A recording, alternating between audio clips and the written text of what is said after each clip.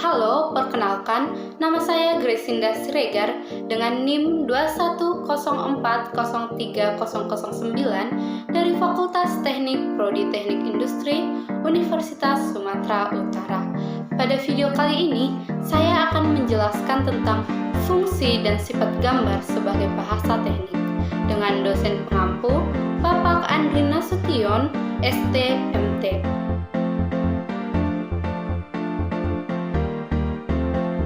Yang pertama, gambar sebagai bahasa teknik. Gambar merupakan sebuah alat untuk menyatakan maksud dari seorang sarjana teknik.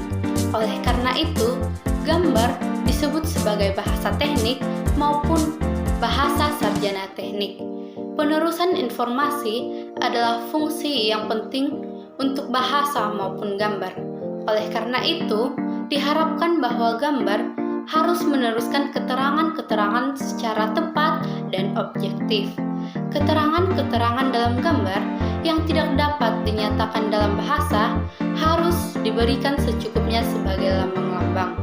Sebagai juru gambar, sangat penting untuk memberikan gambar yang tepat dengan mempertimbangkan pembacanya, dan untuk pembaca penting juga beberapa banyak keterangan yang dapat dibaca dengan teliti dari gambar. Perbandingan antara bahasa dan gambar dapat kita lihat dalam tabel ini. Yang kedua, fungsi gambar.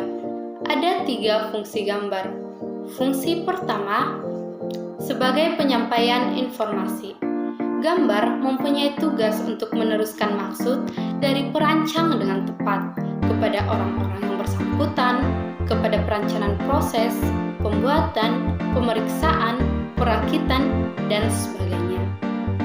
Penafsiran gambar diperlukan untuk penentuan secara objektif untuk menyediakan standar-standar sebagai tata bahasa teknik. Diperlukan untuk menentukan ketentuan-ketentuan yang cukup. Fungsi yang kedua, pengawetan, penyimpanan, dan penggunaan keterangan. Gambar merupakan data teknis yang sangat ampuh, di mana teknologi dari suatu perusahaan dipadatkan dan dikumpulkan. Oleh karena itu, gambar bukan saja diawetkan untuk mensuplai bagian-bagian produk untuk perbaikan atau yang disebut dengan reparasi atau untuk diperbaiki. Tetapi, gambar-gambar diperlukan juga untuk disimpan dan dipergunakan sebagai bahan informasi untuk rencana baru di kemudian hari.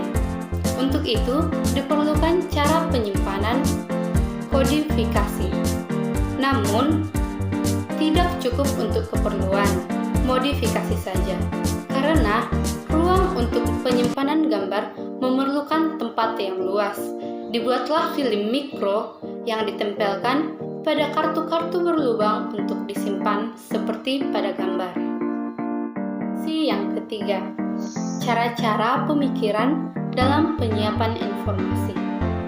Dalam perencanaan, konsep abstrak yang melintas dalam pikiran diwujudkan dalam bentuk gambar melalui proses. Masalah pertamanya dianalisi dan disintesa dengan gambar. Kemudian gambarnya diteliti dan dievaluasi, sehingga dapat dihasilkan gambar-gambar yang sempurna. Dengan demikian, gambar tidak hanya melukiskan gambar, tetapi berfungsi juga sebagai peningkat daya berpikir untuk perencana. Keempat, sifat-sifat gambar. Pertama, tujuan-tujuan gambar. Ada 6 tujuan gambar. Yang pertama, internasionalisasi gambar. Merupakan peraturan-peraturan gambar yang dimulai dengan persetujuan bersama antara orang-orang yang bersangkutan dan kemudian telah menjadi bentuk standar perusahaan tersebut. Supaya tujuan dapat tercapai, penunjukan-penunjukan dalam gambar harus sama-sama internasional, maupun ketentuan-ketentuan dari pengertian cara-cara penunjukan dan lambang harus diseragamkan secara internasional. Yang kedua, mempopulerkan gambar. Golongan yang harus membaca dan mempergunakan gambar meningkat jumlahnya, sehingga gambar harus jelas dan mudah, peraturan-peraturan dan standar sederhana dan eksplisit yang sangat diperlukan dalam tujuan ini. Yang ketiga, perumusan gambar. Hubungan yang erat antara bidang-bidang industri seperti sipil, permesinan, struktur, perkapalan tidak memungkinkan menyelesaikan suatu proyek dari satu bidang saja, sehingga telah menjadi suatu keharusan untuk menyediakan keterangan-keterangan gambar yang dapat dimengerti terlepas dari bidang-bidang tersebut. Yang keempat, sistematika gambar. Pentingnya gambar dengan lambang grafis telah meningkat, dan lambang-lambang ini perlu dipergunakan secara luas sebagai diagram blok atau aliran proses dalam berbagai bidang-bidang industri. Yang kelima, penyederhanaan gambar.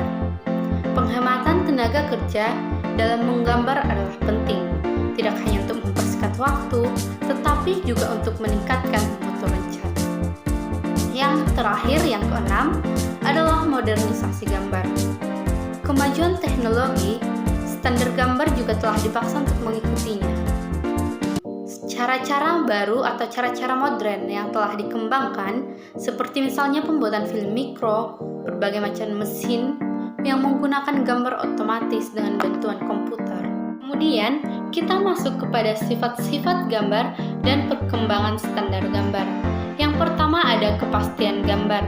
Fungsi gambar sebagai sumber informasi yang menghubungkan perancangan dengan orang-orang yang mempergunakannya, sehingga harus berisi keterangan-keterangan yang cukup pasti dan tidak boleh menimbulkan keraguan-raguan.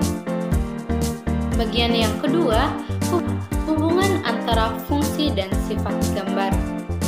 Hubungan antara fungsi dan sifat gambar saling mempengaruhi. Fungsi dipengaruhi oleh beberapa sifat. Penyampaian informasi merupakan yang terpenting dan dipengaruhi oleh banyak sifat. Oleh karena itu, sifat penyampaian informasi harus diutamakan daripada yang lain. Ketiga, sifat dan pengembangan standar gambar. Standar gambar menghubungkan persiapan informasi dan penyampaian informasi dan kepastian memegang peranan penting, seperti yang dijelaskan sebelumnya. Standar gambar telah berjalan dalam arah kemajuan. Isi untuk mempertahankan kepastian dan spesialisasi dalam setiap bidang, dan dalam arah standar perusahaan dan standar perdagangan ke standar nasional. Dalam suasana demikian, seperti keadaan teknologi yang sudah maju tinggi, gambar diperlukan untuk mengambil langkah kesederhanaan, kesamarataan, dan yang paling penting adalah internasionalisasi. Namun, perkembangan kesistemalisasi, modernisasi, dan penyederhanaan diperlukan juga. Nah, dalam tabel ini kita dapat melihat fungsi dan sifat gambar, sifat-sifat dan kecenderungan dari standar-standar gambar. Cukup sekian video yang dapat saya jelaskan.